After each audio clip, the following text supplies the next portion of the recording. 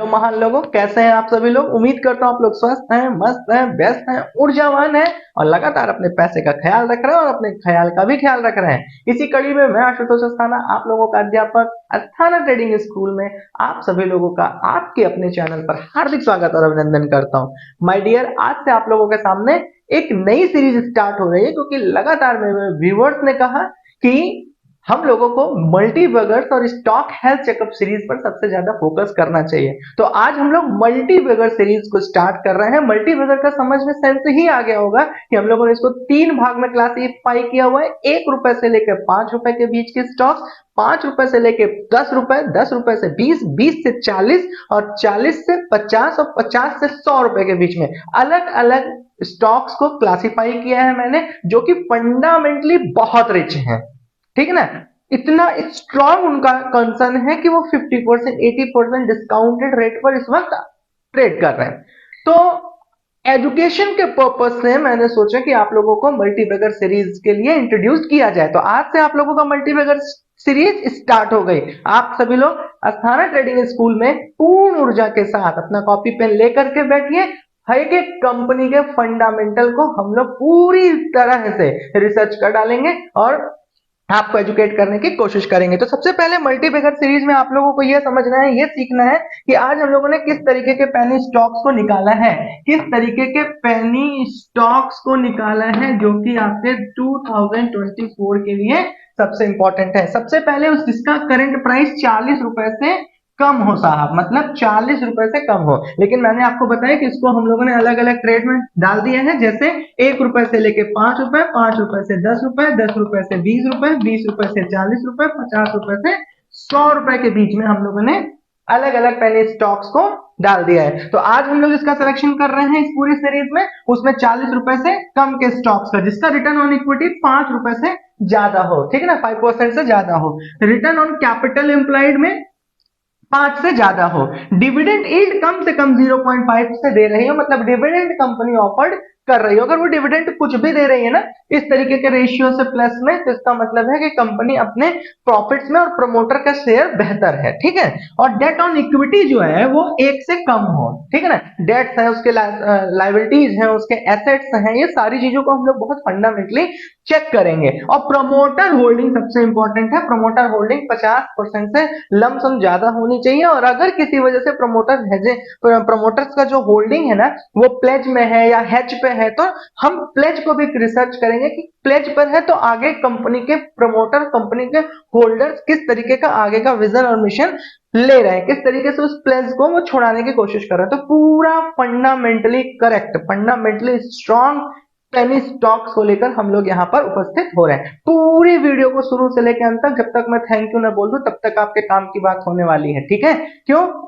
एक टीचर के धर्म के नाते मैं कोई चीज नहीं छोड़ूंगा, स्टूडेंट के धर्म के नाते आप कोई चीज छोड़िएगा मत। जहां पर आपको कहीं से कोई समस्या आती है नीचे कमेंट बॉक्स में आकर के मुझे बताइए, मुझसे पूछिए। ठीक है ना। तो सबसे पहले हम लोग बात करेंगे इस कंपनी के जिसके हम लोग रिसर्च करने वाले हैं, पेनी स्टॉक्स का।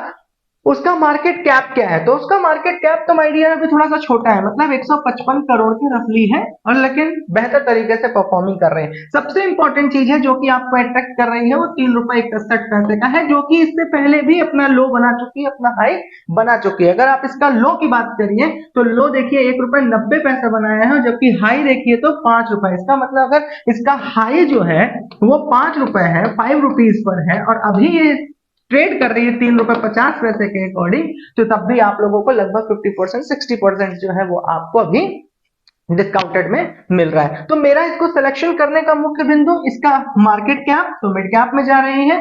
करंट प्राइस 3 रुपए 61 पैसे पर चल रही है। अगर आप इसका हाई और लो देखेंगे तो 1 रुपए 90 पैसे और 5 रुपए पर इसने अपना हाई लगा के रखा है। ठीक है। आरओसी बहुत अच्छा है इसका, आरओई 27% है इसका, ये भी ठीक है। अच्छा, बुक वैल्यू और फेस वैल्यू, ये दोनों चीज ना मार्केट कैप के अनुसार बदलते हैं और गिरते रहते हैं। इसका मतलब ये नहीं कि आपका बुक वैल्यू, कई बार ऐसा हो जाता है कि ये ओवर वैल्यूड कंपनी है, तो उसका कैलकुलेशन मैं आप लोगों को आगे की सीरीज में समझाऊंगा कि ROC, ROE, book value, face value, calculation, market cap, ये सब कैसे कैलकुलेट किया जाता है। बेसिकली अभी हमारा यहाँ पर फंडामेंटल रिसर्च करने का एकमात्र रीजन ये है कि हम पेनी स्टॉक्स के बारे में पूरी चर्चा करें, ठीक है ना। तो ये जो टर्मोलॉजी है अगर किसी को समझ में थोड़ी सी कम आती है तो प्लीज मुझे नीचे जाकर के कमेंट बॉक्स में बताइएगा, तो हम टर्मोलॉजीज पर भी एक आप लोगों की पूरी सीरीज बना देंगे। साथ ही साथ मैं ये भी कहता हूं कि हमेशा जब भी कंपनी पर रिसर्च करिए तो सिर्फ तीन चीज पर रिसर्च करिए, ठीक है ना। धंधा कैसा है, मतलब उसका बिजनेस मॉड्यूल कैसा है, बंदा कैसा है, मतलब उस व्यक्ति जो प्रमोटर है, जो उसका डायरेक्टर है, जो उसके फाउंडर्स हैं, वो कैसा है, और उसके बाद उसके पोर्टफोलियो में उसके एसेट्स, उसके लायबिलिटीज, उसकी प्रॉफिट, उसका बैलेंस शीट, कितना फंडामेंटली रिच है। तो तीन चीज पर काम करिएगा, बंदा कैसा है, धंधा कैसा है, प्रॉफिट कैसा है, तीन चीजों पर हमें मेजरली फोकस करना होता है, ठीक है। तो चलिए बात करते हैं कि ये कंपनी किस किस फील्ड में काम करती है, किस तरीके से ये आप लोगों के लिए मैंने सेलेक्ट किया है, किस इंडस्ट्री की है ना। तो सबसे पहले इंडस्ट्री को समझते हैं थोड़ा सा। देखिए ये फिनांस सेक्टर में काम कर रही है, ठीक है ना, फिनांस सेक्टर, इसको सीधा अगर हम कह दें तो NBFC, non banking finance services में काम कर रही है, ठीक है ना। ये नॉन बैंकिंग का मतलब क्या होता है, जिस तरीके से आपने अदर कंपनियों का नाम सुना होगा ना, धनी का नाम सुना होगा, लैंडिंग कार्ड का नाम सुना होगा, इस तरह there are number of company. क्यों? क्योंकि इस वक्त अगर आप एनबीएफसी कंपनी के रिसर्च को देखेंगे तो 2025 से लेकर 2030 तक, मतलब इसका जो कर्व है ना वो पूरी तरह से जे कर्व में है, मतलब मार्केट एक अच्छी कंडीशन में है और सबसे ज्यादा एनबीएफसी कंपनी प्रॉफिट बुक कर रही है, अच्छा परफॉर्मेंस कर रही है, जे कर्व के साथ एनबीएफसी कंपनी बेहतर रिजल्ट्स दे रही है। तो इसका मार्केट बहुत आगे बड़ा होने वाला है, ठीक है। तो यहाँ पे क्या कह कि ये एनबीएफसी एक्टिविटीज में फिनांस का काम करती है, इनकॉर्पोरेट में इन्वेस्टमेंट का काम करती है, लोन देने का काम करती है, ठीक है ना, परचेजिंग और सेलिंग और हायरिंग करती है, और the all operation in financial lease, lease पर काम जितना भी होता है ना उस पर भी डील करती है। तो ओवरऑल अगर मैं इसको एक लाइन में आपको समराइज करूं तो मैं आप लोग को बताऊंगा कि this company is dealing in NBFC, NBFC non banking sectors में ये काम करती है और ओवरऑल चीजों को कवर अप करती हैं नॉन बैंकिंग से जुड़ी हुई, ठीक है। तो इसके लिए मैंने आपको बता दिया किसका आगे का फ्यूचर भी बहुत अच्छा है, क्योंकि हर एनबीएफसी कंपनी अच्छी परफॉर्मेंस कर रही है और फ्यूचर में इनका मार्केट साइज बहुत बड़ा होने वाला है, ठीक है ना। तो अब यहाँ पर बात करते हैं कि हु वी आर, ये कौन है। तो मैंने आपको बता दिया कि ये नॉन बैंकिंग सेक्टर में काम करते हैं। इनका विजन ये है कि running fast corporate sector and look yourself to meet every meeting in financial world, मतलब फाइनेंशियल वर्ल्ड से जुड़ी हुई, चाहे कॉर्पोरेट सेक्टर हो, चाहे नॉन कॉर्पोरेट सेक्टर हो, चाहे रिटेलर्स हो, चाहे कंज्यूमर में हम और आप एकदम आम आदमी हो, ये हर एक सेक्टर्स को अलग अलग डिविजन्स में लोन फाइनेंशियली मजबूत करने के लिए काम कर रही है। इनका मिशन ये है कि वो फाइनेंशियली लोगों को मजबूत बना सके। साथ ही साथ मैं आपको यह भी बता दूं कि इनका जो मेजर फोकस है ना वो कॉर्पोरेट सेक्टर्स में है, इन्वेस्टमेंट सेक्टर्स में है, कॉर्पोरेट एंड इन्वेस्टमेंट, उसके बाद इनका लोन का काम होता है। तो तीन जगह पर ये बेहतर तरीके से काम कर रहा है। विजन में इनका बैंकिंग फाइनेंशियल सर्विसेज को प्राइमरी करना है और इजी करना है, जबकि मैंने आपको ये बता दिया कि जितनी भी कंपनी है ना वो बहुत बेहतर जे कर्व के साथ मूव कर रही है। चलिए आगे करते हैं इनका, अगर थोड़ा सा चार्ट एनालिसिस कर लेते हैं एक साल का, तो ये देखने की कोशिश करते हैं कि एक साल में इनका चार्ट कहाँ रहा है। तो नो डाउट इससे पहले आपको पता है कि इसने 5 रुपए का हाई अपना लगाया था, जो कि आप यहाँ पे देख रहे हैं कि 5 रुपए का इन्होंने अब तक हाई अपना लगा रखा है, ठीक है ना। उसके बाद मार्केट 2022-23 में आप देख रहे हैं कि इन लोगों को समस्या आई और सभी को आई। उसके बाद मार्केट एक सीधा रेंज में ना लंबे समय तक घूमती रह गई, पूरा मई 2023 से लेकर जनवरी 2024 तक। फिर उसके बाद अचानक से यहाँ पे आपको वॉल्यूम देखने को मिला। अब मैटर करता है कि यहाँ पे अचानक से ये ट्रैफिक क्यों आई ना। ऐसा तो नहीं कि यहाँ पे ऑपरेशंस की कॉल है, ऐसा तो नहीं कि यहाँ पर मार्केट में इसको देखो, मैं बार बार आपको समझाता हूं कि यही सब फंडामेंटली रिसर्च करने का मुद्दा है, ठीक। तो अभी वॉल्यूम क्यों है, किस तरीके से, तो आगे मैं इस चीज को पूरी तरीके से क्लियर करूंगा और आपको एक थोड़ा थोड़ा ना इस चीज को इंसाइट देने की कोशिश करूंगा कि कैसे आप फंडामेंटली चीजों को चेक करिए और थोड़ा पिक्चर्स के पीछे भी देखने की कोशिश करिए, ठीक है ना। तो यहाँ पे आपको 5 रुपए में, और अभी जो ट्रेड कर रही है वो यहाँ ट्रेड कर रही है, मतलब 3 रुपए 50 पैसे से लेकर 4 रुपए के बीच में ट्रेड कर रही है, ठीक है। तो यहाँ पर इसने आपको चार्ट्स में देख लिया, आपने ग्राफ देख लिया। अब मुद्दा आता है कि यहाँ पे परफॉर्मेंस वाइज कंपनी ने क्या किया है, इसको थोड़ा सा आप लोगों को ज्यादा सीरियस होकर रिसर्च करना होता है, क्योंकि मैंने कहा कि पहले धंधा देख लो। तो धंधे में मैंने आप लोग को बताया कि इनका बिजनेस मॉड्यूल एनबीएफसी है, बैंकिंग सेक्टर्स में नॉन बैंकिंग सेक्टर्स के जितने भी काम है वो इसमें डील कर रहे हैं। मेजर इनका फोकस है कॉर्पोरेट सेक्टर्स में, इन्वेस्टमेंट सेक्टर्स में, उसके बाद जो आप लोग लीज पर देखते हैं तो वहां पर पूरी तरीके से इनका काम करने का तरीका है। उसके बाद लोनिंग सेक्टर्स में भी ये काम कर रहा है। अभी आगे एक चर्चा और इस पर होगी। अब बात करते हैं कि क्वार्टरली रिजल्ट्स की। तो क्वार्टरली रिजल्ट्स में इन लोगों ने क्या किया, तो सबसे पहले हम सेल्स पर देखो, तीन ही चीज है। सबसे पहले देखो उन्होंने कमाया कितना, ठीक है ना, फिर उसके बाद खर्चा कितना किया भाई साहब, फिर उसके बाद बचत कितना किया, और साइड से इन्वेस्टमेंट और इन्होंने क्या करके रखा है। फिर उसके बाद थोड़ा सा इनसे पूछ लो कि भैया आगे नियर भविष्य में आपका गोल क्या है। बस सिंपल सा, कितना कमाए हो, कितना खर्चा किए हो, कितना बचाए हो, कितना और इन्वेस्ट किए हो, और आगे का तुम्हारा गोल क्या है। ये किससे पूछोगे, धंधा तो समझ में आ गया, बंदे से पूछोगे। ठीक, तो अब बंदे से पूछने के लिए क्या करना है, सेल्स में देखिए 2020 में 1.29, मार्च 2021 बढ़ाए, लेकिन आपको पता है कि फिर कोविड फेस कर गया। ठीक है, तो कोविड तक तो आप इसको कैलकुलेशन में मत रखिए। फिर जून 2022 से देखिए फिर 109, 228, फिर उसके बाद बढ़ता चला जा रहा है, और दिसंबर 2023 में अभी तक इसको क्वार्टरली रिजल्ट्स में इन्होंने 209 करोड़ रुपए के बारे में सेल्स बताई है। तो चलो ये सेल्स हो गया।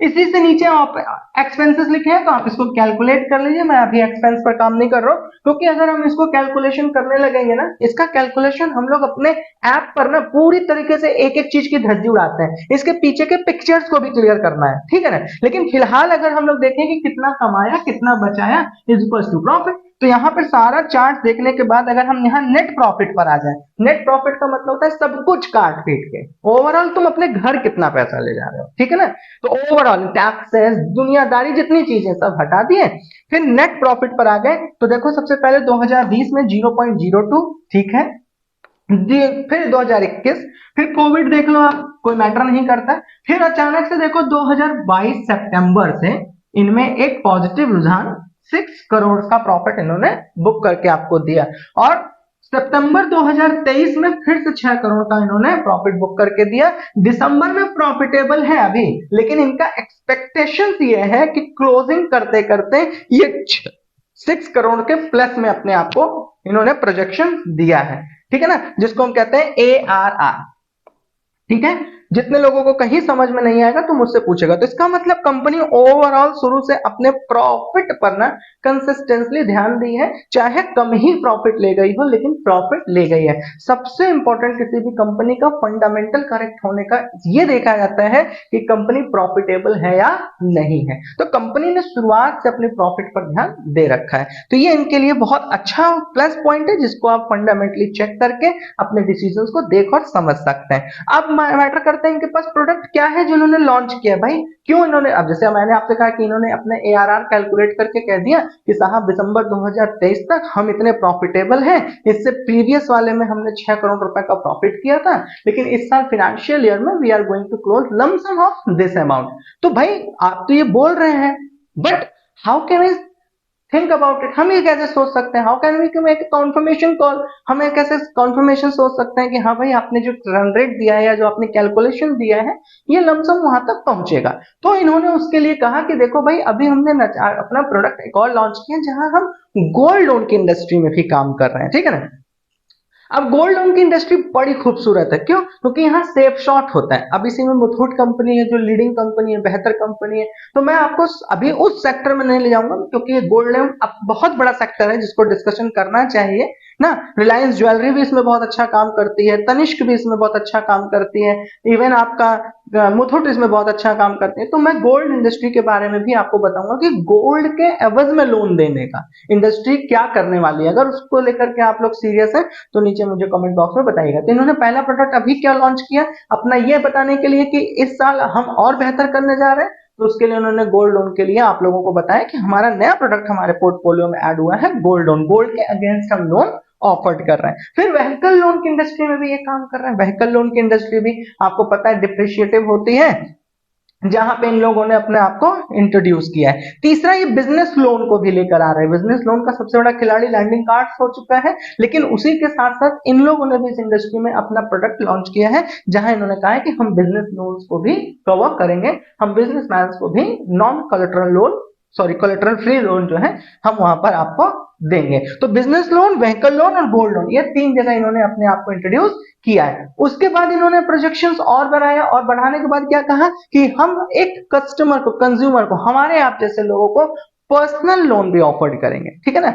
अभी तक मैंने आपको बताया था इनका मेजर फोकस कहाँ था, जो इससे पहले काम कर रहे थे, लेकिन अब इन्होंने अपने पोर्टफोलियो में जो प्रोडक्ट्स बढ़ाया है उससे हमको और आपको इन्होंने ध्यान खींचा है और अपने आप को और बेहतर थे, क्योंकि इनका एसकेयूज बढ़ रहा है ना, इन्होंने अपने प्रोडक्ट्स की रेंज बढ़ाई है, ठीक है। तो यहाँ पर आपको पर्सनल लोन भी बोल रहे हैं और होम लोन, प्रॉपर्टी लोन भी वो आपको ऑफर कर रहा है। तो ओवरऑल आपने क्या देख लिया कि ये जो कंपनी है वो पूरी तरीके से लोनिंग सेक्टर्स में हमारे और आपके लिए भी, कॉर्पोरेट, नॉन कॉर्पोरेट, पब्लिक, तीनों के लिए बेहतर तरीके से काम करने के लिए स्टार्ट कर दिए। अब बात करते हैं कि इसके प्रॉस एंड कॉन्स क्या हैं, ठीक है ना, क्या इसकी अच्छाइयां हैं और थोड़ी सी ऐसी कौन सी कमियां हैं जिस पर हम लोग को थोड़ा सा सीरियस रहना है और समझना है। तो इसके लिए देखो मैंने आप लोग को बताया है कि प्रॉस एंड कॉन्स से जुड़ी हुई थोड़ी सी स्टोरी को हम लोग चेक करते हैं। कंपनी कहते हैं कि क्वार्टरली रिजल्ट में हम आपको एक अच्छा रिजल्ट देने वाले, ठीक है।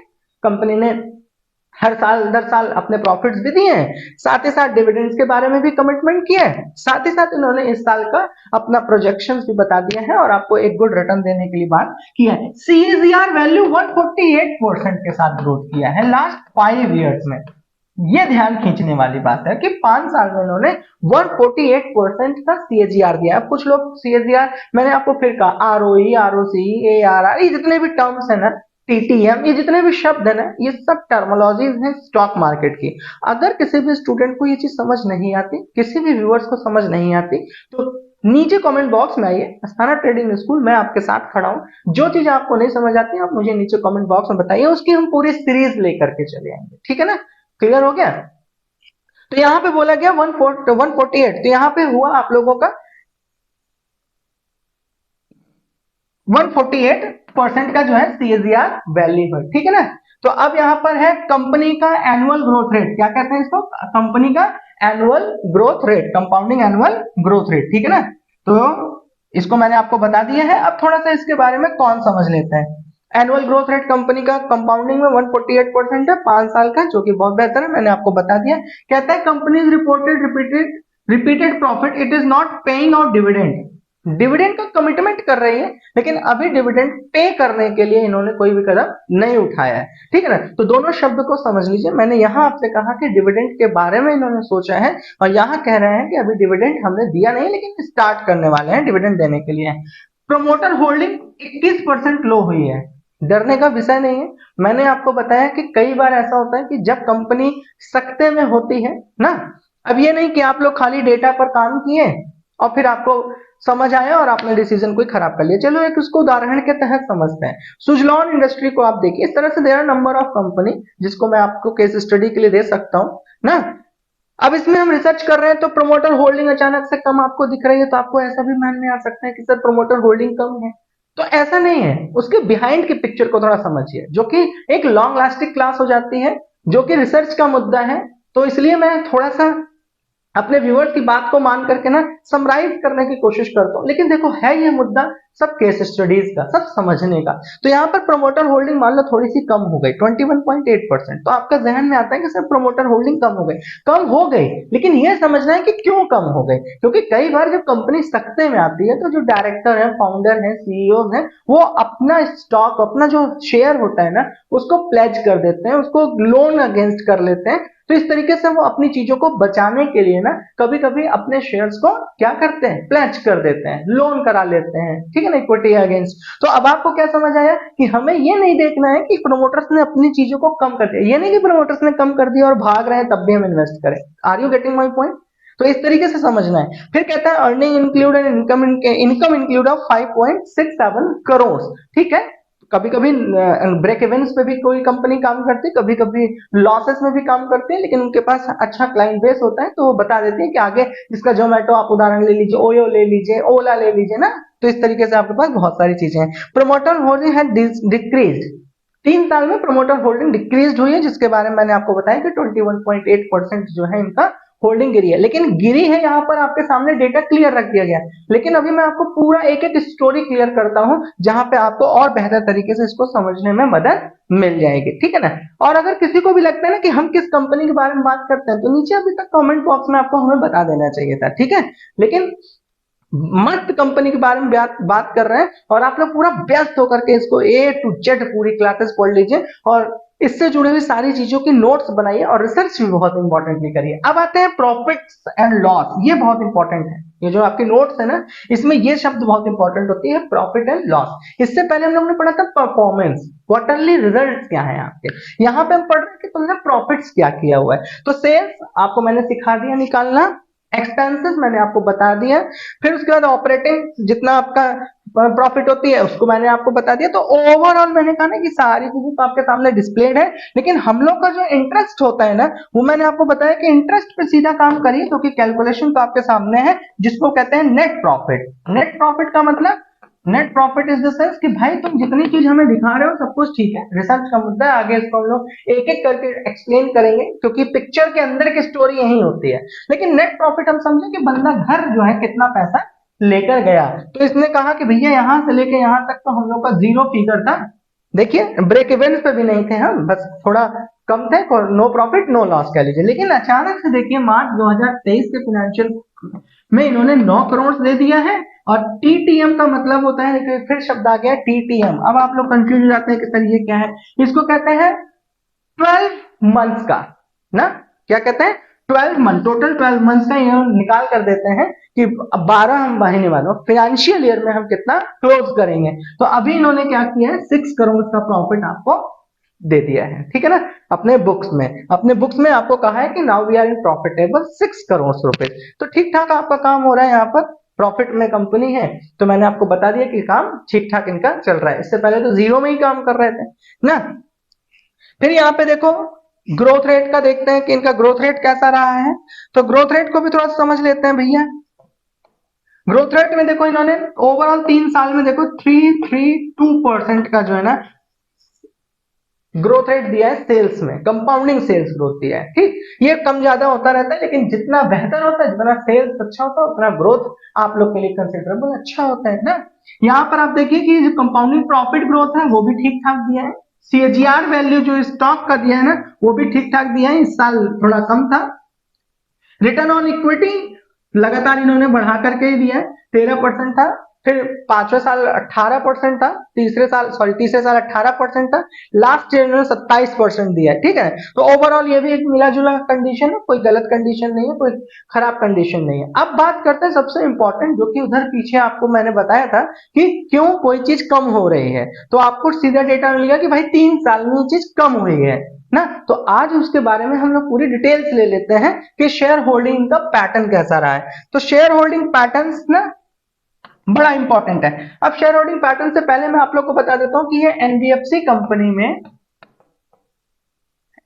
कंपनी में डील कर रही है। इनका शेयर होल्डिंग पैटर्न्स क्या है, तो शेयर होल्डिंग पैटर्न्स देखिए, प्रमोटर्स सबसे पहले प्रमोटर्स देखिए पूरी तरह से सस्टेनेबल रहे, लेकिन जैसे ही कोविड पीरियड लॉन्च होता है वैसे इन लोगों ने अपना पूरा जो है वो बाहर हो गए, और 7% मतलब कहां से स्टार्ट किए थे, 59% से। रुझान देखिए 59% से, लेकिन जब कोविड फेस करने लग गया तो ये आ गए 7.89% पर, मतलब अपने आप को इन्होंने बुक कर लिया। लेकिन फिर उसके बाद मार्च 2023 से देखिए यहाँ 7% है, तो यहाँ सीधा 21.80 21.80%, यहाँ पर भी वही। और इसका मतलब ये बता रहे हैं कि फिगर एकदम कांस्टेंट है, रुझान जो है ना वो पूरी तरह से प्रॉपर बना के रखा है। पहले कॉन्फिडेंट ज्यादा थे, लेकिन बीच में इन्होंने पूरी तरह से विड्रॉ कर लिया था, लेकिन उसके बाद मार्च में 2023 में 2023 में दे केम बैक और वापस आए, और आज तक वो प्रॉपर उसी जगह पर बने हुए हैं। प्रमोटर होल्डिंग देखिए 59% था, 59% था, 45% था, 37% था। फिर उसके बाद प्रमोटर होल्डिंग ने अपने आप को यहां पर क्या कर दिया, अपने आप का स्टॉक, अपने आप के शेयर्स जो है ना थोड़ा सा अपने आप को कम कर लिया, जो कि आपको लास्ट 3 साल में वहां कैलकुलेट करके बताया गया था। यहीं पर आप देखिए कि फिर से प्रमोटर होल्डिंग, अब यहां पर समझने की जरूरत यह है कि पहले प्रमोटर होल्डिंग्स ने अपनी होल्डिंग्स को प्रॉपर बेहतर तरीके से बना के रखा था, लेकिन कोविड समय आया, इन्होंने चैलेंजेस फेस किए।